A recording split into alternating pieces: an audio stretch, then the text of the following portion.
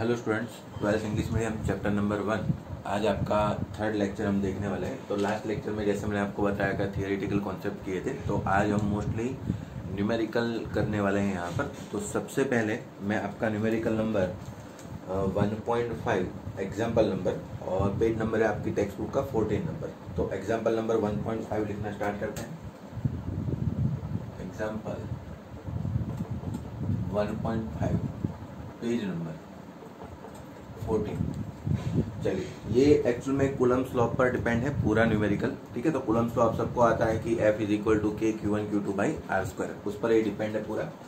तो चलिए देखना स्टार्ट करते हैं कि क्या क्या कहा है और उसको कन्वर्ट करते हैं फिगर में और उसका डेटा बनाते हैं और फाइंड करते हैं question. A charge metallic sphere A having a suspended bye a nylon thread and another charged metallic sphere B held by a insulating handle is brought close to A such that the distance between their centers is 10 cm. Yes, आपके पास data में given है एक sphere A, दूसरा है कोई sphere B।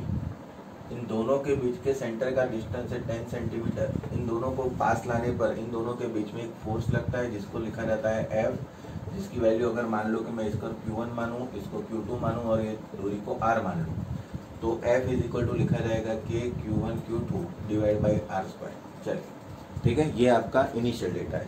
Second case में क्या कहा गया है कि sphere A and B are touch by uncharged sphere C and D respectively as shown in figure. ठीक है ना, आपको फिगर में डेटा में ऐसा गिवन है कि ये A वाला जो स्फीयर है वो आपको एक C वाले स्फीयर के साथ टच करवा दिया जाता है, A और C, जिसका ये जो C है वो आपका न्यूट्रल कंडक्टर है।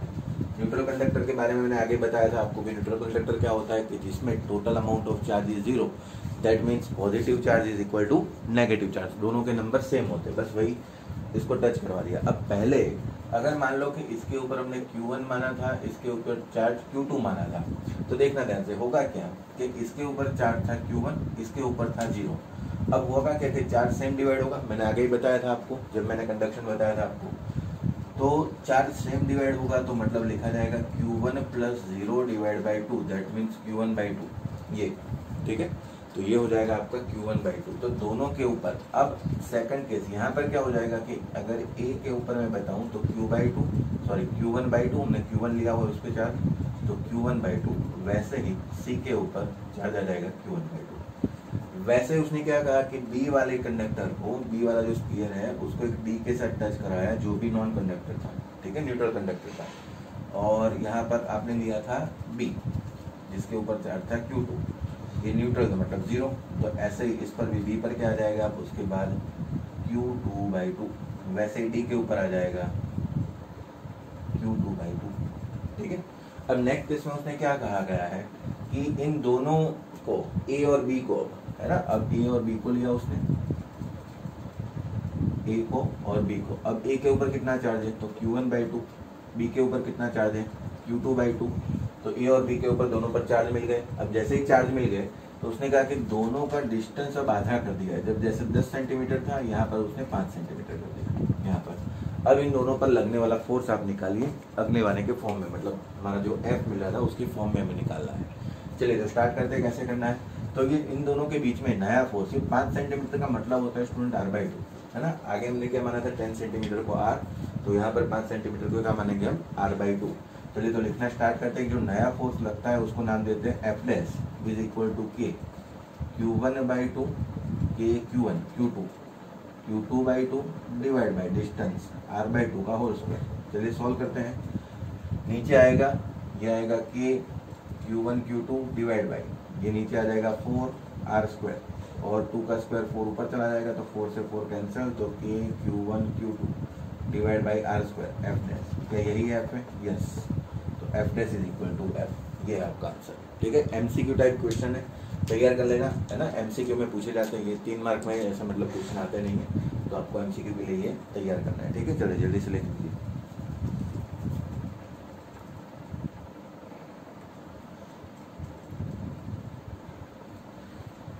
चलिए तो आगे और न्यूमेरिकल की तरफ बढ़ने से पहले मैं आपको एक शॉर्ट ट्रिक बता देता हूँ। तो शॉर्ट ट्रिक देखिए कैसे यूज़ करनी है हमें आगे न्यूमेरिकल में। अगर ये शॉर्ट ट्रिक आपको समझ में आ गई वेक्टर एडिशन की, तो आपको जो फिगर वाले क्वेश्चन है जिसमें हम कूलम्ब फोर्स अप्लाई करते हैं, तो वो आसान तरीके से आपका सॉल्व हो जाएगा, ठीक है। चलिए तो स्टार्ट करते हैं।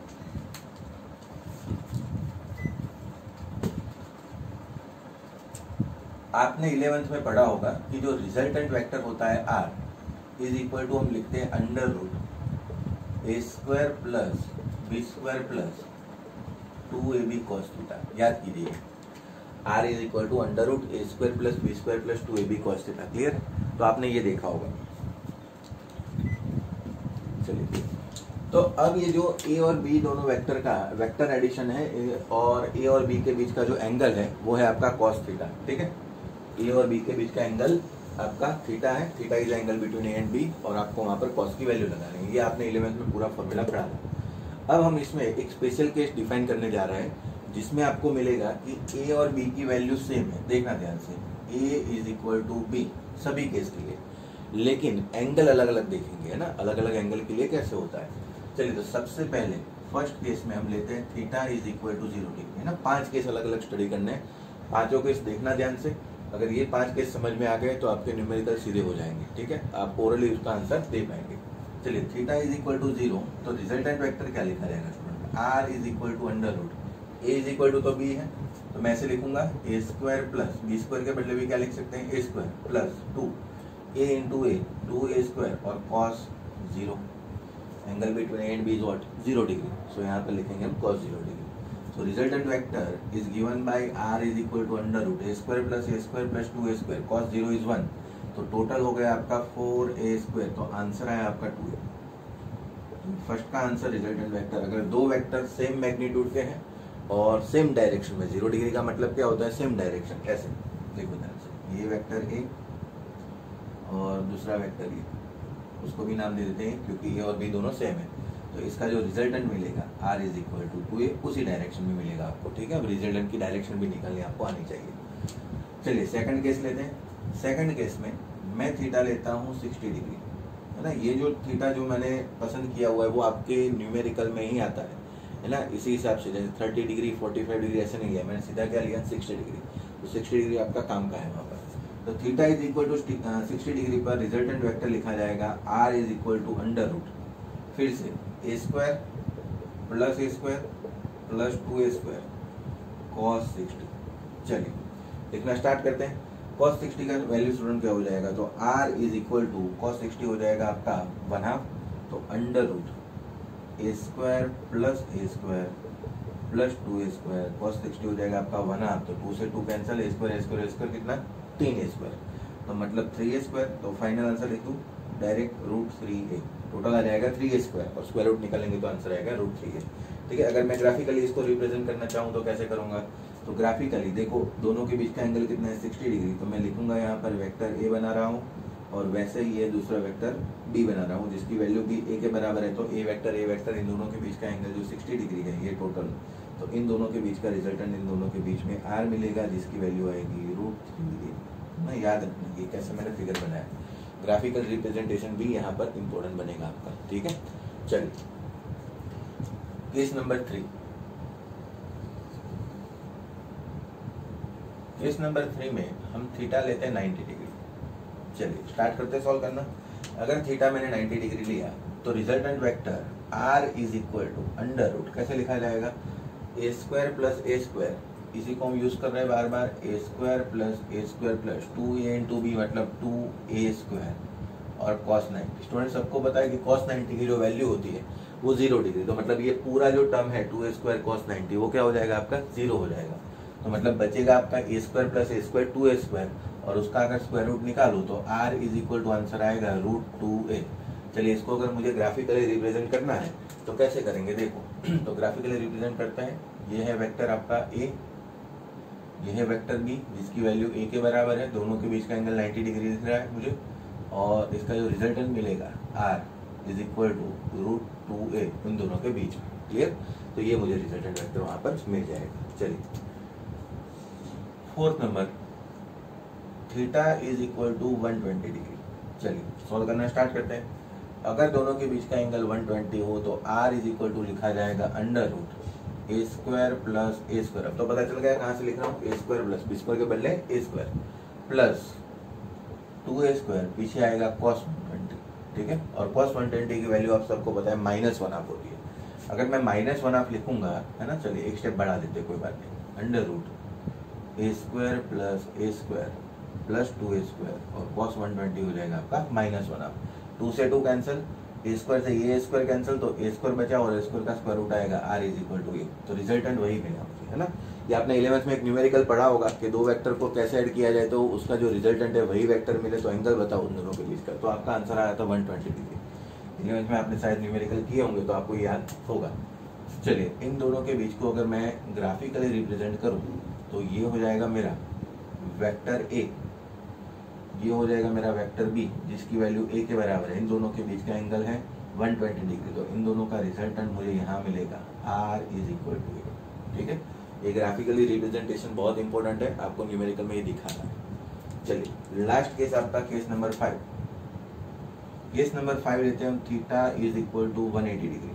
तो रिजल्टेंट वेक्टर लिखा जाएगा r = फिर से a² plus a² plus 2a² cos 180, और cos पाई की वैल्यू स्टूडेंट होती है -1, तो ये हो जाएगा a² 2a² और यहाँ पर -2a², तो टोटल कितना हो गया 0। तो r = 0, तो रिजल्टेंट वेक्टर आपका आ गया 0। ये कैसे हुआ? तो दो सेम मैग्नीट्यूड के वेक्टर अगर ऑपोजिट डायरेक्शन में हो तो उन दोनों के बीच का एंगल कितना होता है 0 डिग्री। तो ऐसे रिप्रेजेंट किया जाएगा, वेक्टर a और ये दूसरा वेक्टर a, दोनों देखो ऑपोजिट डायरेक्शन में सेम मैग्नीट्यूड के, इन दोनों के बीच का एंगल कितना है 180 डिग्री, तो आपका रिजल्टेंट हो जाएगा यहाँ पर 0। ठीक है, तो ये 5 केस आपको स्टडी करने हैं और पांचों केस आपको आने चाहिए पूरे। ठीक है, तो ये पांचों केस आपको इंपॉर्टेंट है। इनमें से 5 में से सबसे इंपॉर्टेंट कौन सा है? सेकंड, थर्ड एंड फोर्थ, ये मैक्सिमम टाइम आपको यूज करना है। ठीक है, तो अब ये तैयार कर लीजिए, उसके बाद हम सीधा न्यूमेरिकल पर आ जाते हैं, न्यूमेरिकल काउंट करना स्टार्ट करते हैं। चलिए जल्दी से स्क्रीनशॉट ले लीजिए। और आपका क्वेश्चन नंबर यहाँ पर दिया है एग्जाम्पल नंबर 1.6। ठीक है, तो उसमें सेंटर पर निकालने के लिए कहा है। मैं एक अलग एग्जाम्पल से स्टार्ट करता हूँ, उसके बाद इस पर आते हैं। चलिए, तो स्क्रीनशॉट ले लीजिए जल्दी से, मैं हटा देता हूँ उसको।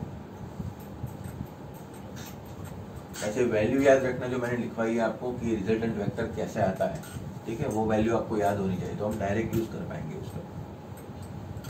एक दो और एक्स्ट्रा न्यूमेरिकल कर लेंगे तो आपको ज्यादा समझ में आ जाएगा। चलिए स्टार्ट करते हैं। सबसे पहले देखना ध्यान से कि मैं एक ट्राइंगल ले रहा हूं, इक्विलेटरल ट्राइंगल।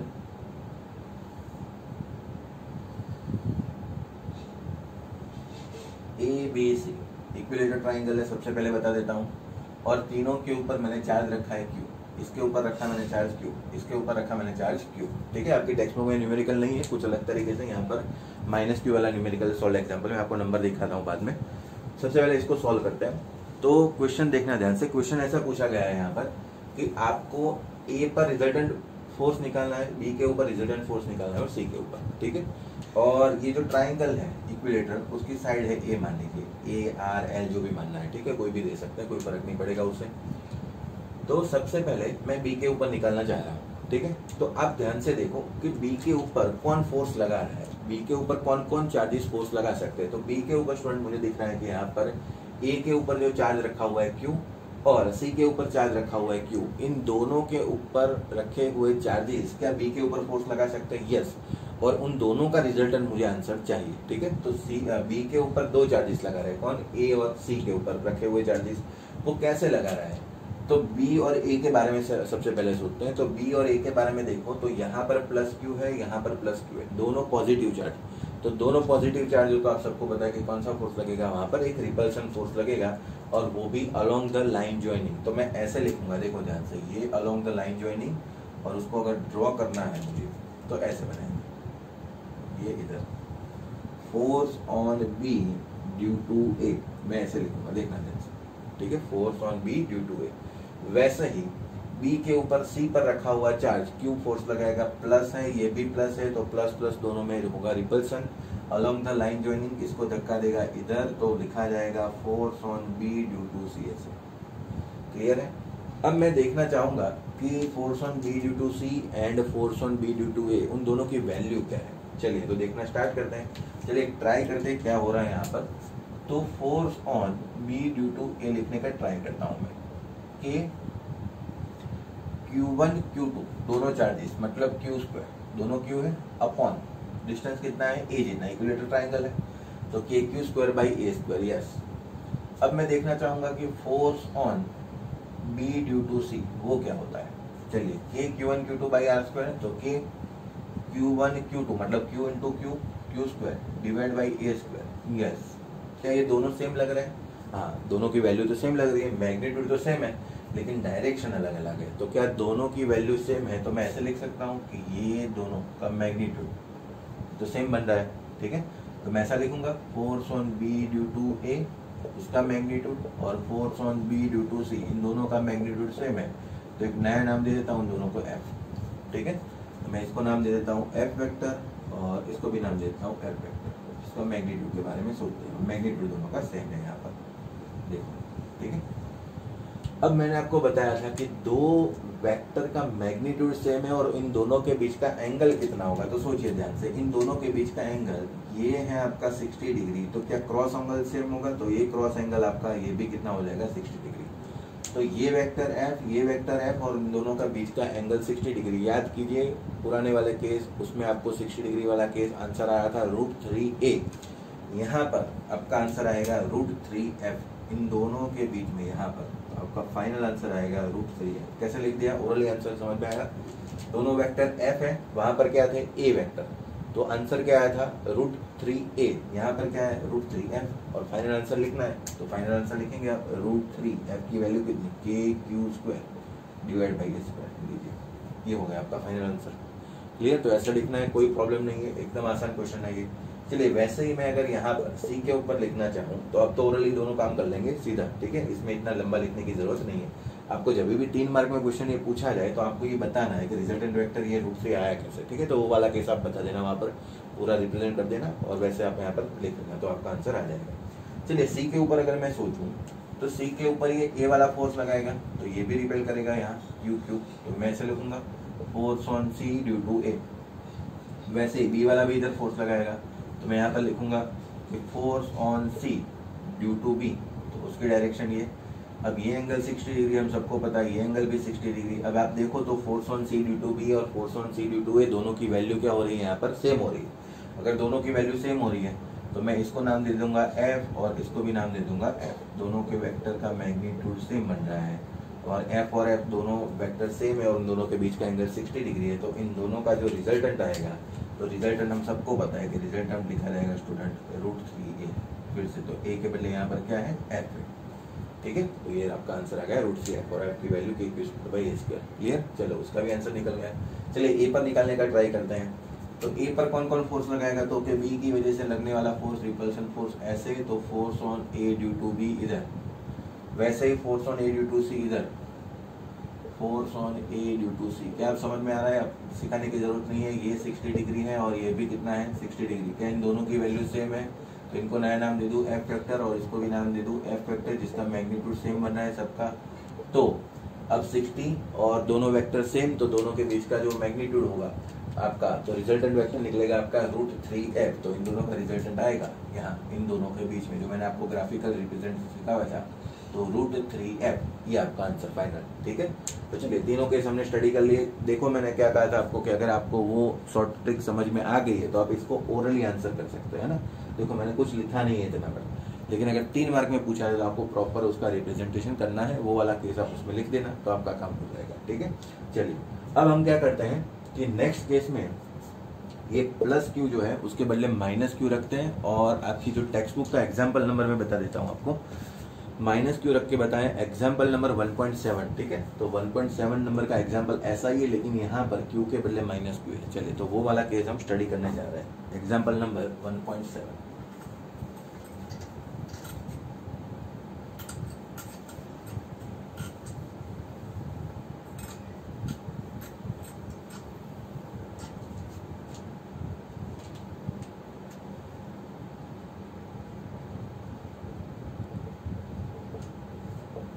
उसके बाद 1.6 करूंगा जो सेंटर पर है। तो 1.7 में ऐसा है कि आपको ट्राइंगल दिया गया है, वैसे इक्विलेटर जैसे हमने आगे देखा था, ये इक्विलेटर ट्राइंगल, ठीक है। इसके ऊपर -Q चार्ट है, इसके ऊपर +Q चार्ट है, और उसके ऊपर भी +Q चार्ट है। ये है आपके ट्राइंगल के side A corner, B corner और C कॉर्नर, ठीक है।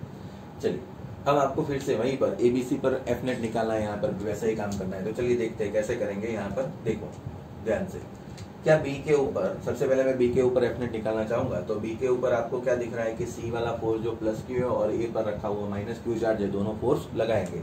लेकिन यहाँ पर होगा क्या कि ये जो ए और सी के ऊपर रखे हुए चार्ज है, दोनों की साइन चेंज है, ये प्लस क्यू है और ये माइनस क्यू है, तो दोनों अलग अलग फोर्स लगाएंगे। यहाँ पर एक लगाएगा रिपल्सन और एक लगाएगा अट्रैक्शन फोर्स। तो ये जो माइनस क्यू वाला चार्ज है वो उस प्लस क्यू को इधर अट्रैक्ट करेगा, इसकी तरफ, ये लिखा जाएगा force on B due to A. क्या अट्रैक्शन फोर्स आएगा? यस, दोनों चार्जेस की साइन कैसी है? प्लस माइनस, तो दोनों अट्रैक्ट करेंगे एक दूसरे को।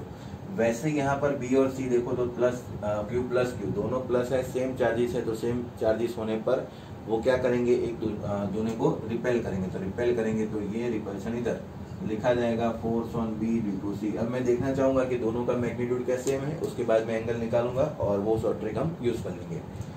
तो चलिए देखते हैं। सबसे पहले मैं लिखूंगा force on B due to A. देखो ध्यान से, उसका सिर्फ मैग्नीट्यूड लिख रहा हूँ, ठीक है। मैग्नीट्यूड का मतलब जो माइनस साइन होगी ना आपकी, वो हम निगलेक्ट कर देंगे यहाँ पर। तो force on B due to A, अगर चलो इसकी साइड मान लो ए, या फिर आपकी टेक्स्ट बुक में एल दी गई है, ए एल कुछ भी मानो, आर मानो, ठीक है, कोई फर्क नहीं पड़ता।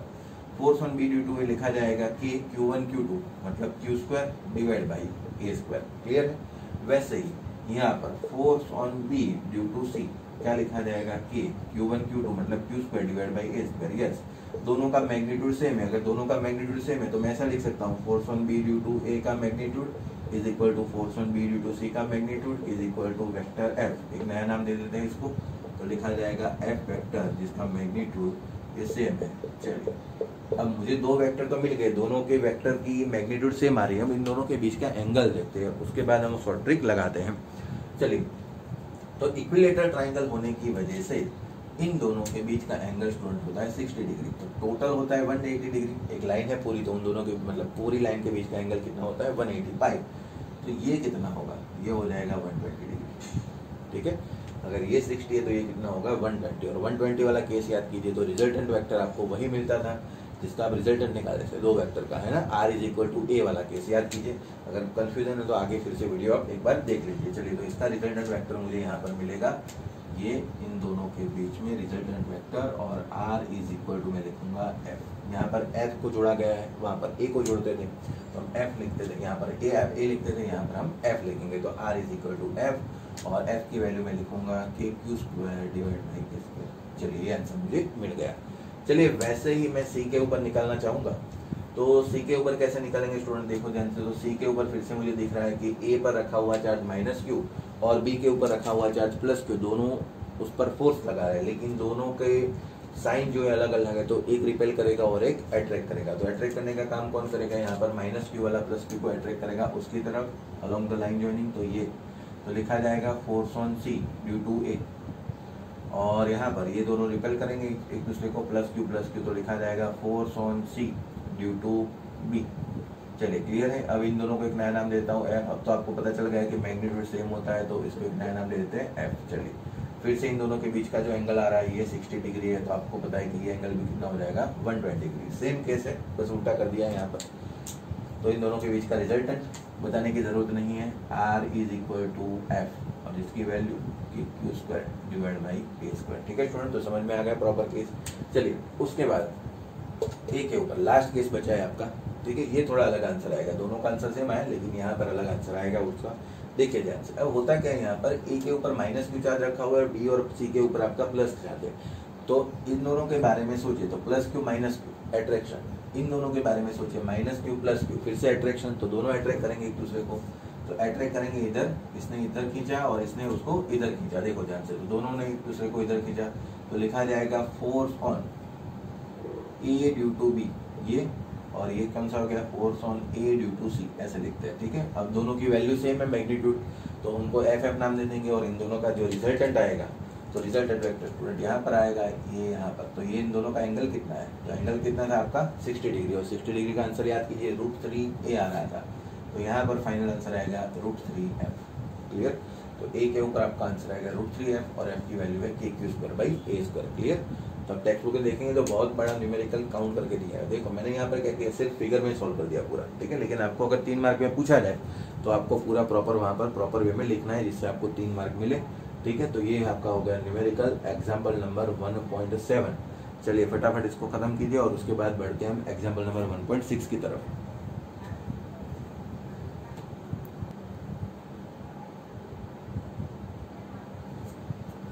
चलिए तो देखते हैं एग्जाम्पल नंबर 1.6। ठीक है, स्क्रीनशॉट ले लीजिए या फिर वीडियो स्टॉप करके लिख लीजिए पूरा। थोड़ा जल्दी से कर लेते हैं, न्यूमेरिकल है ना, आसान आसान न्यूमेरिकल है, टफ कोई न्यूमेरिकल नहीं है। उसके बाद अगर टाइम बचा तो डाइपोल भी यहाँ पर खत्म हो जाएगी आपकी। ठीक है, तो डाइपोल के बारे में भी डिस्कशन कर लेंगे, जो इंपॉर्टेंट थियरी लग रही है लेकिन आज तक पूछी नहीं गई एग्जाम में। चलिए तो स्टार्ट करते हैं। आपका एग्जाम्पल नंबर 1.6 और पेज नंबर है आपका 16। बता देता हूँ, तीन मतलब एक ट्राइंगल है, तीनों एंगल पर आपको दिया गया है चार्ज क्यू क्यू क्यू और उसकी लेंथ है एल और सेंटर पर रखा है कैपिटल क्यू चार्ज और सेंटर पर आपको एफ नेट निकालना। चलिए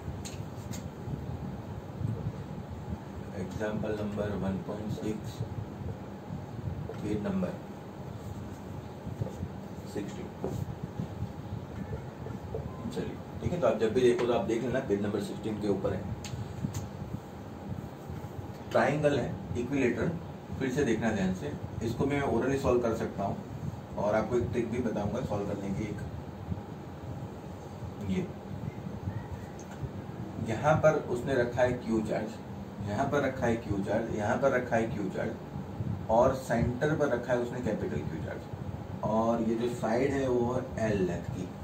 ठीक है, ये है आपका ए, इसको अगर मान लो ओरिजिन या फिर ओ मान लो, चलो ए बी सी, तो आपको सेंटर पर एफ नेट निकालना है। ठीक है, अब मैं इक्विलेटर ट्राइंगल का सेंटर अगर सोचूं तो क्या कॉर्नर से उसकी दूरी सेम होगी? सभी कॉर्नर से उसकी जो दूरी होगी वो सेम होगी। मैं इसको आर मान लूँ, इसको आर मान लो, तो ये भी कितनी हो जाएगी आर, है ना। तो अब बता देना यहाँ पर कि ए ओ जो है या फिर बी ओ जो है या फिर सी ओ जो है उसको आर मान लिया जाता है यहाँ पर। ठीक है, तो ये सभी वैल्यूज क्या हो जाएगी आपकी आर हो जाएगी। ठीक है, क्योंकि सेंटर से जो कॉर्नर की दूरी होती है वो सेम होती है इक्विलेटर ट्राइंगल में, आप सबको पता है। अब सेंटर पर जो कैपिटल क्यू चार्ज रखा हुआ है उसके ऊपर लगने वाले फोर्सेस कितने होंगे? तो स्टूडेंट आपको ए के ऊपर रखा हुआ चार्ज क्यू, बी के ऊपर रखा हुआ चार्ज क्यू और सी के ऊपर रखा हुआ चार्ज क्यू, ये तीनों चार्जेस क्या फोर्स लगाएंगे क्यू के ऊपर? यस। अब इन दोनों का साइन देखो, ये प्लस तो रिपल्सन, ये प्लस तो रिपल्सन, ये प्लस तो इन दोनों के बीच में भी रिपल्सन फोर्स लगेगा। तो इन सबके बीच में एक रिपल्सन फोर्स लगने की शुरुआत हो रही है। तो चलिए देखते हैं कैसे होगा ये। सबसे पहले force on O due to A along the line joining, ये लगाएगा इधर, तो मैं लिखूंगा force on O due to A, ये इधर। उसके बाद फिर से force on O due to B along the line joining, ये जाएगा इधर, force on O due to B, yes. ये सी क्यू के ऊपर, तो force along the line joining ये जाएगा इधर से लेकर इधर, तो ये तो force on O due to C, yes. तो तीनों फोर्स मुझे मिल रहा है। क्या तीनों फोर्स की वैल्यू या फिर मैग्नीट्यूड क्या सेम दिख रहा है? यस। चलो चेक कर लेते हैं एक बार। तो लिखा जाएगा force on O due to A, अगर मैं लिखूं तो के Q1 Q2 मतलब capital Q small q divide by, हमने डिस्टेंस माना, दूरी मानी है r, तो r स्क्वायर।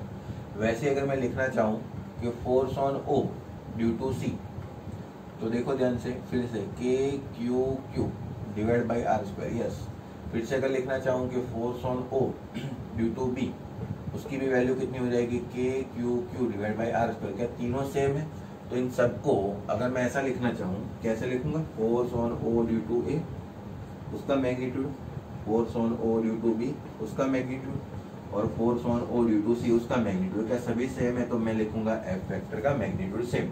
ठीक है, अब एक नई फिगर की तरफ बढ़ते हैं। एक अलग फिगर बनाता हूं मैं और इस जो कंपोनेंट है सारे फोर्स के उसको मैं वेक्टरली रिप्रेजेंट कर रहा हूं पूरा, और वेक्टर का मैं रिजोल्यूशन कर रहा हूं, वेक्टर को मैं रिजोल्व करना चाह रहा हूं। तो देखना ध्यान से कैसे होगा। अब इसका भी नया नाम आ गया एफ, यस, इसका भी नया नाम आ गया एफ और इसका भी नया नाम आ गया एफ। मैग्नीट्यूड के बारे में डायरेक्शन तो अलग है लेकिन मैं मैग्नीट्यूड मान रहा हूँ जो सेम है। ठीक है, तो चलिए मैं अलग रिप्रेजेंट करता हूँ यहाँ पर और इसमें मैं सॉल्व कर दूंगा। देखना ध्यान से, ये फोर्स एफ यहाँ पर, ये फोर्स एफ यहाँ पर और एक फोर्स जा रहा है नीचे। अब एंगल के बारे में सोचते हैं, एंगल क्या होगा? अगर मैं यहाँ से एक लाइन ऐसे खींचूं, देखना ध्यान से, एक लाइन यहाँ से ऐसे खींचूं, टोटल एंगल कितना है? 60 डिग्री। तो ये तो हाफ हुआ, तो ये हाफ, तो ये कितना हो जाएगा? ये 30 डिग्री। क्या ये टोटल था 60 डिग्री? तो ये कितना होगा 30 डिग्री, तो ये भी कितना हो जाएगा आपका 30 डिग्री, ठीक है। तो ये एंगल आपका है 30 डिग्री, वैसे ही यहाँ पर भी एंगल है आपका 30 डिग्री, ठीक है। अब एंगल को आपको क्या करना पड़ेगा, कंपोनेंट रिजोल्व करने पड़ेंगे। आपको सबको पता है कि थीटा वाला जो एंगल होता है वो कॉस थीटा, और उसके परपेंडिकुलर जो कंपोनेंट मिलता है वो आपका होता है साइन थीटा। तो चलिए देखते हैं, ये वाला एंगल एफ कॉस 30 और ये परपेंडिकुलर कंपोनेंट एफ साइन 30, वैसे ही ये वाला थीटा वाला एफ कॉस 30 और ये ऊपर वाला एफ साइन 30, मतलब 2f साइन 30। क्या सेम मैग्नीट्यूड और ऑपोजिट डायरेक्शन के vector cancel out? Yes. First वाला केस, सॉरी लास्ट वाला केस 180 डिग्री वाला, फिफ्थ केस हमने देखा था, उसमें देखो दोनों वेक्टर सेम मैग्नीट्यूड लेकिन डायरेक्शन कौन सी, ऑपोजिट 180 डिग्री। तो आंसर क्या आएगा 0। तो मतलब दोनों को मैंने कैंसिल आउट कर दिया। अब एफ नेट लिखना चाहूँ तो एफ नेट कैसे लिखा जाएगा, देखो स्टूडेंट, तो F net is equal to 2f sign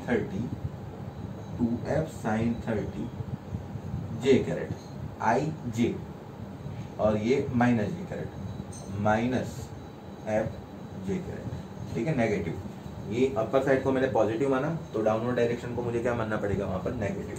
चलिए तो फाइनल आंसर 2f साइन 30 क्या हो जाएगा 1/2 जे caret minus F j carat.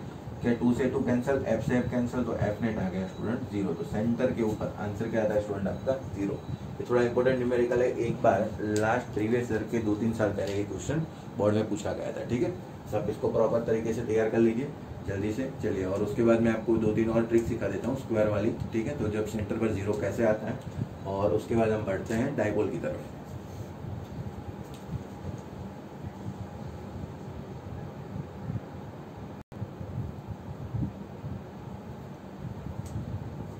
चलिए तो 1-2 केस और अलग स्टडी करवा देता हूँ मैं आपको स्क्वायर वाले, उसके बाद आगे बढ़ते हैं।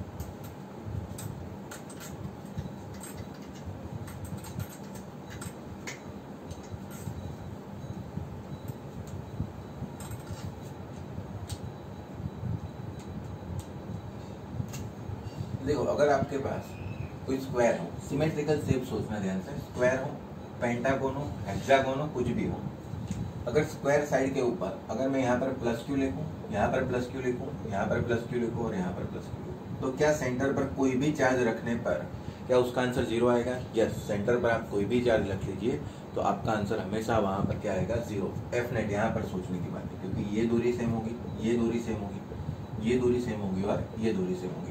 तो क्या ये इसको रिपेल करेगा इधर, उतने ही मैग्नीट्यूड से वही इसको रिपेल करेगा, तो ऑपोजिट वेक्टर क्या हो जाएंगे, कैंसिल आउट। वैसे ही ये प्लस क्यू वाला रिपेल करेगा इसको इधर, उतना ही मैग्नीट्यूड से ये भी रिपेल करेगा इधर, तो एफ नेट क्या आ जाएगा 0, ठीक है।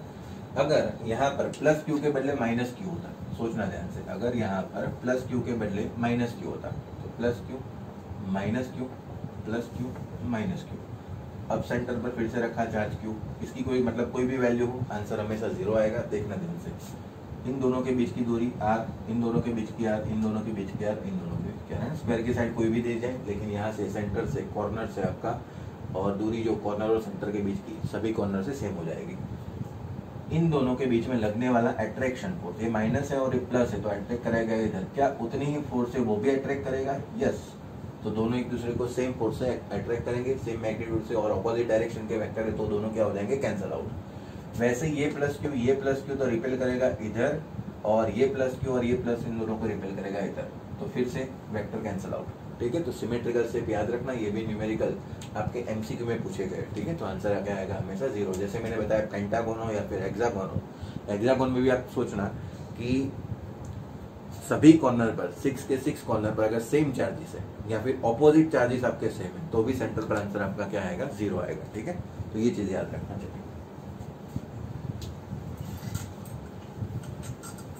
और आगे बढ़ते हुए अब एक दो न्यूमेरिकल और देखते हैं, न्यूमेरिकल सॉरी अब आ जाते हैं डाइपोल के ऊपर, है ना। न्यूमेरिकल तो बहुत हो गए, बाकी एक्सरसाइज में जो है वो जब एक्सरसाइज करेंगे तब मैं आपको बता दूंगा, ठीक है। स्क्वायर वाला था वही वैसा ही था एक न्यूमेरिकल जिसमें वैल्यू दी थी बस। तो अब स्टूडेंट बढ़ते हैं हम डाइपोल की तरफ। तो डाइपोल के बारे में सोचते हैं, तो सबसे पहले डाइपोल कहा किसे जाता है? तो डाइपोल देखना स्टूडेंट ध्यान से कि डाइपोल कहा जाता है कि ड्यूअल पोल, डाई का मतलब ड्यूअल और पोल मतलब पोलैरिटी।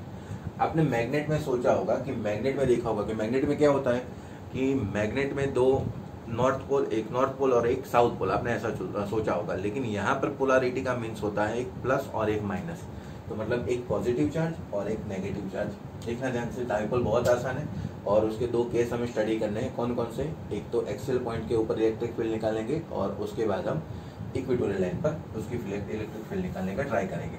तो डाइपोल, जैसे मैंने आपको कहा कि माइनस क्यू चार्ज और प्लस क्यू चार्ज, ये दोनों, अगर इन दोनों को कोई एक फिक्स डिस्टेंस से अगर मैं सेपरेट कर दूं, फिक्स डिस्टेंस, ठीक है, कोई फिक्स डिस्टेंस जिसकी वैल्यू आपको फिक्स है, इसकी वैल्यू हम लेते हैं स्टूडेंट 2a। ये 2a लेने का रीजन मैं आपको बताता हूँ, फिर से बता रहा हूँ। Dipole dual polarity, minus q charge and plus q charge are separated by a fix distance, is configuration is known as a dipole, ठीक है। और जो फिक्स दूरी है आपकी वो 2a है।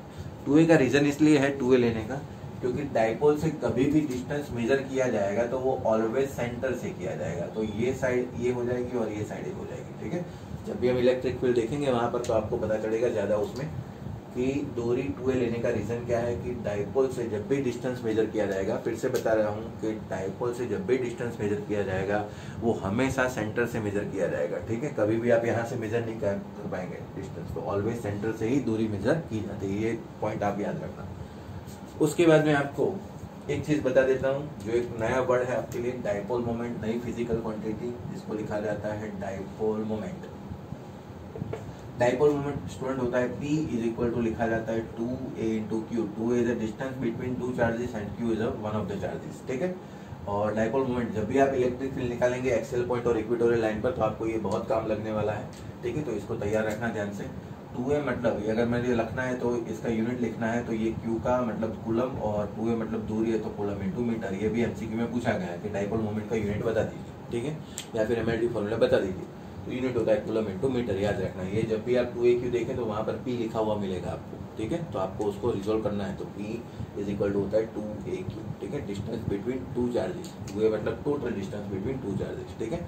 और distance is always measure from the centre of a dipole, clear. तो एक चीज ये भी याद रखना। चलिए, तो ये बना लीजिए जल्दी से, और उसके बाद बढ़ते हैं मोस्ट इंपोर्टेंट थियरी आपकी, ठीक है, जिसमें आपको एक्सियल पॉइंट और इक्वेटोरियल लाइन के ऊपर इलेक्ट्रिक फील्ड निकालनी है डाइपोल की वजह से।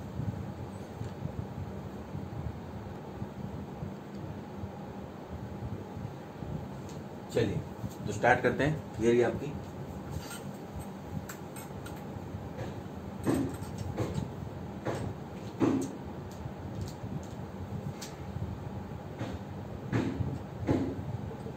Electric field on the axis due to dipole, electric field on the axis due to dipole, dipole की वजह से उसके एक्सियल पॉइंट के ऊपर इलेक्ट्रिक फील्ड की वैल्यू है ना। बहुत ही आसान है, सिंपल मैथमेटिक्स है। यहाँ पर ध्यान से देखना, अगर मैं दो चार्जेस यहाँ पर बना रहा हूँ, माइनस क्यू चार्ज और प्लस क्यू चार्ज, इन दोनों के बीच की दूरी आप सबको पता है 2a लेते हैं हम, तो इन दोनों के बीच की जो दूरी है वो 2a है। लेकिन अगर सेंटर से मेजर किया जाए, है ना, तो अगर इसकी दूरी हो जाएगी a और इसकी दूरी हो जाएगी a।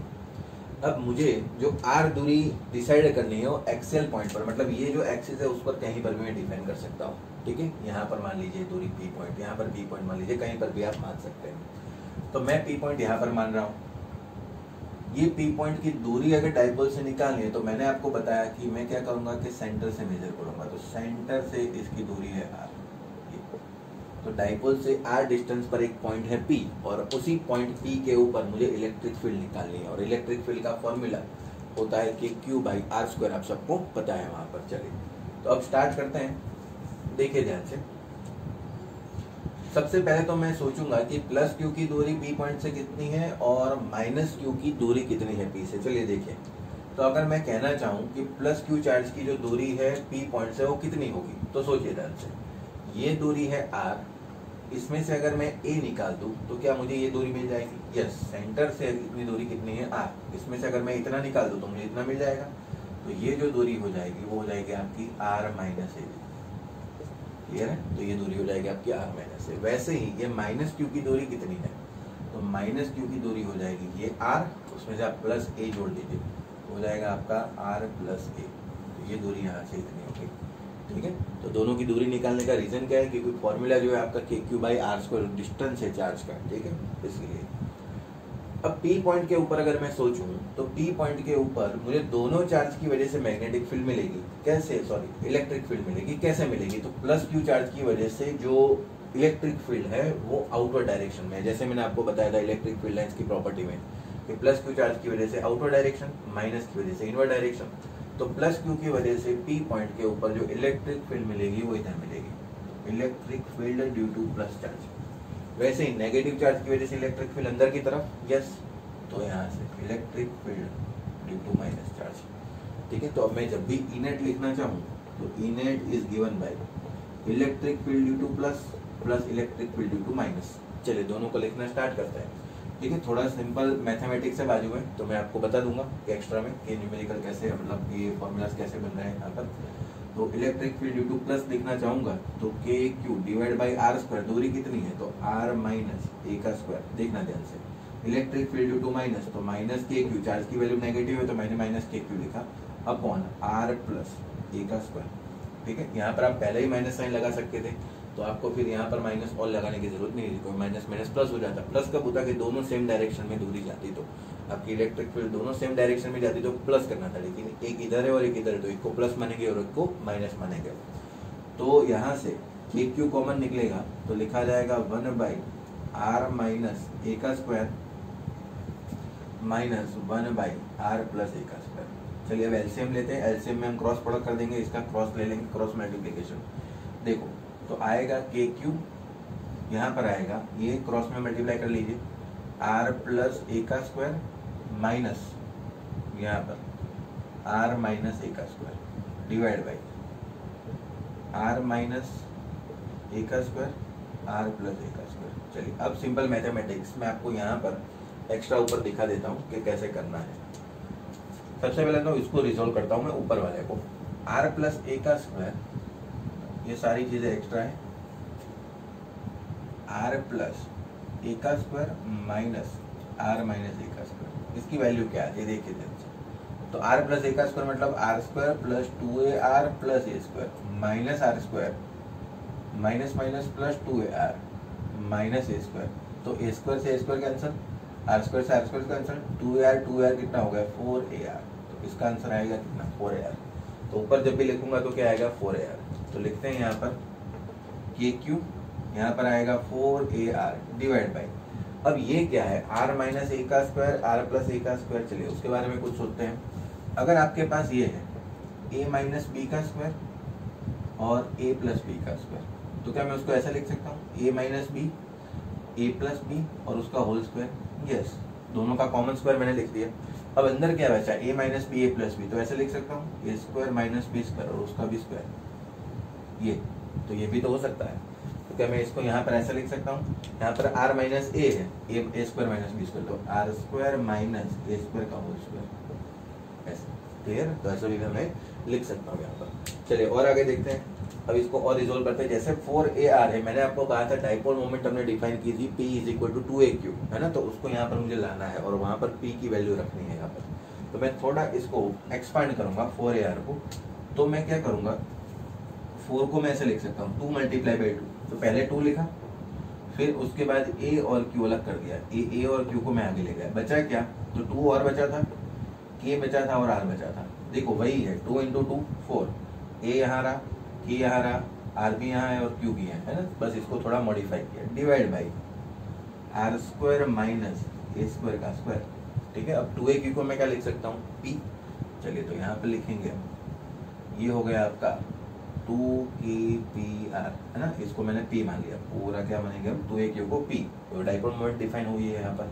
तो 2kpr divide by r square minus a square का स्क्वायर, ये हो गया आपका फाइनल आंसर। ये अब यहाँ पर हम एक स्पेशल केस स्टडी करेंगे, ये है आपका ई नेट, ठीक है, ये आपका आ गया ई नेट। अब इसमें हम स्पेशल केस स्टडी करेंगे।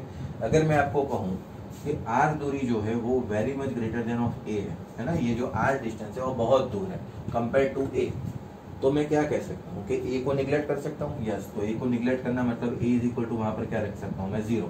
तो चलिए सॉल्व करते हैं, 2kpr डिवाइड बाई a को रखो 0 तो मतलब r की पावर 4, तो यहाँ पर बचेगा final answer 2 kp divide by r cube.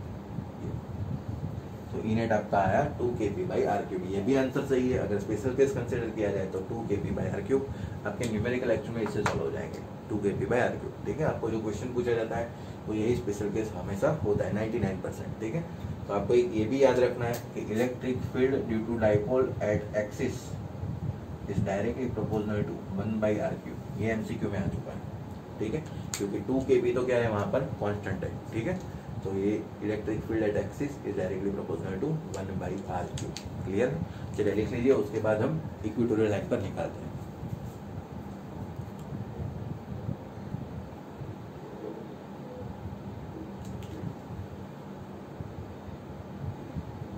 चलिए स्टूडेंट, तो हो गया होगा आपका ये काम। अब आते हैं इक्वेटोरियल लाइन के ऊपर। ठीक है, याद रखना, ये आंसर याद रखना 2 kp by r cube.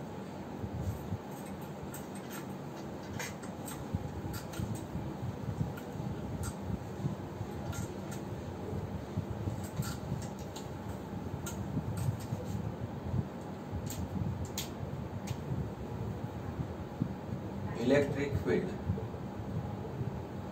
Eight equatorial line due to dipole की वजह से इक्वेटर पर इलेक्ट्रिक फील्ड निकालना चाह रहे हैं। सबसे पहले बनाएंगे dipole, minus Q plus Q और इन दोनों के बीच की दूरी 2a। तो यहाँ से सेंटर से a और यहाँ से a। इक्वेटोरियल लाइन मतलब ये हुई पूरी यहाँ से यहाँ तक। ठीक है, तो इक्वेटोरियल लाइन के बारे में सोचते हैं। तो यहाँ पर मैं क्या करता हूँ कि यहाँ से मैं r दूरी ले रहा हूँ, सेंटर से r दूरी पर एक पॉइंट मान लिया मैंने P। ठीक है, सब कुछ इसमें काम आसान है, उससे आगे वाले से कैलकुलेशन थोड़ी कम है। P दूरी यहाँ पर, तो माइनस क्यू से P की डिस्टेंस जो होगी वो ये हो जाएगी। देखना ध्यान से, माइनस क्यू से P की जो दूरी है वो ये रहेगी और प्लस क्यू से P की दूरी ये रहेगी। ठीक है, तो ये r दूरी पर। चलिए अब इसकी वैल्यू कितनी हो जाएगी, तो अगर पाइथागोरस लगा दे तो under root a square plus r square, यहाँ भी कितना हो जाएगा under root a square plus r square. ठीक है, तो दोनों की दूरी सेम हो गई। अब जैसे मैंने बताया था कि पी पॉइंट के ऊपर इलेक्ट्रिक फील्ड 2 बार मिलेगी, एक तो माइनस क्यू चार्ज की वजह से और एक तो प्लस क्यू चार्ज की वजह से। अब माइनस क्यू चार्ज की वजह से कितनी मिलेगी, चलिए वो देखते हैं। तो माइनस क्यू चार्ज की वजह से जो इलेक्ट्रिक फील्ड मिल रही है वो इनवर्ट डायरेक्शन में मिलेगी। तो इनवर्ट डायरेक्शन में देखते हैं, तो यहाँ से ये ऐसे electric field due to minus, और वैसे ही प्लस की वजह से इलेक्ट्रिक फील्ड कैसे आएगी आउटवर्ड डायरेक्शन में। तो यहाँ से electric field due to plus ये मिलेगी। ठीक है, अब थोड़ा एंगल बनाना स्टार्ट करते हैं, एंगल के बारे में सोचते हैं। देखो ध्यान से हम कैसे करेंगे। तो सबसे पहले मैं एंगल मान रहा हूँ ये थीटा, तो अगर ये थीटा है तो ये भी एंगल कितना हो जाएगा, थीटा हो जाएगा। ठीक है, चलिए और दूसरी चीज, अगर मैं यहाँ से एक लाइन ऐसे खींचूं, यहाँ से एक लाइन ऐसे खींचूं तो ये थीटा, तो ये भी एंगल कितना हो जाएगा थीटा। ये देखो जेड बनाया यहाँ पर। ठीक है, तो ये थीटा, तो ये भी कितना हो जाएगा थीटा। अगर ये थीटा है तो ये भी एंगल कितना मिल जाएगा थीटा। तो अब electric field due to plus और electric field due to minus के अलग अलग कंपोनेंट बनाने पड़ेंगे। लेकिन सबसे पहले तो मैं सोचूंगा कि electric field due to plus और electric field due to minus का मैग्नीट्यूड कितना है। चलिए वो देख लेते हैं सबसे पहले। तो यहाँ पर electric field due to plus लिखा जाएगा k q divide by r square. R square मतलब ये दूरी और उसका स्क्वायर मतलब a square plus r square. Square root है तो स्क्वायर रूट का स्क्वायर कितना हो जाएगा, मतलब स्क्वायर रूट हट जाएगा वहां पर। वैसे ही अगर ओनली मैग्नीट्यूड के बारे में, electric field due to minus, फिर के क्यू है ना, मैग्नीट्यूड लिया है तो माइनस साइन को मैंने क्या किया, नेग्लेक्ट किया। के क्यू बाई आर स्क्वायर मतलब ये हो जाएगा a square plus r square का स्क्वायर रूट और स्क्वायर तो फिर से गायब, तो a square plus r square. Clear? तो क्या ये दोनों सेम लग रहे हैं? यस। तो अगर ये दोनों सेम लग रहे हैं तो मैं ऐसा लिख सकता हूँ, electric field due to plus is equal to electric field due to minus is equal to electric field E. Common नाम दिया उसको ई। चलिए और आगे देखते हैं यहाँ पर कि अगर ये ई है तो ये थीटा वाला कंपोनेंट यहाँ पर लिखा जाएगा ई कॉस थीटा, है ना, और यहाँ पर उसका perpendicular component E sine theta. ये वैसे ही यहाँ पर ये प्लस वाला मतलब ई माना हुआ है मैंने, तो ये थीटा वाला कंपोनेंट कितना हो जाएगा, ये ई का ये थीटा वाला, तो ई कॉस थीटा, तो टोटल कितना हो गया 2 ई कॉस थीटा, और उसका परपेंडिकुलर ये ई साइन थीटा। आपको पता है same magnitude opposite direction, vector cancel out, तो ई साइन थीटा दोनों क्या हो गए, कैंसिल हो गए। तो आपके पास फाइनल आंसर कितना बचा, 2e cos थीटा। तो मैं लिखना चाहूंगा यहाँ पर E net is equal to, final E net calculate कर देते हैं, तो -2e cos थीटा। माइनस लिखने का रीजन कि ये लेफ्ट साइड है, इसकी डायरेक्शन आपकी नेगेटिव साइड आ रही है, तो -2e cos थीटा। तो -2 e की वैल्यू रखो, e की वैल्यू कितनी है, तो इसको ही माना है KQ divide by a square plus r square multiply by cos theta लिखेंगे एडजेसेंट डिवाइड बाय हाइपोटेन्यूज। तो यहाँ पर a डिवाइड बाय, ये थीटा का एडजेसेंट साइड कौन सा है, a, और हाइपोटेन्यूज ये रहा, तो a square plus r square की स्क्वायर रूट मतलब 1/2 पावर। इसकी पावर कितनी है, 1, कुछ नहीं है तो पावर क्या मान सकते हैं हम, 1 मान सकते हैं यहाँ पर। अब यहाँ पर 2a⁴, ये देखो 2a⁴, मैं इसको क्या मान सकता हूँ, p, तो मैं -kp divide by a square plus r square की पावर 3/2 लिख सकता हूँ यहाँ पर। ये 1 और ये 1/2, 1 + 1/2 3/2। तो ई नेट मुझे मिल गया final, E net is equal to -kp divide by a square plus r square की पावर 3/2।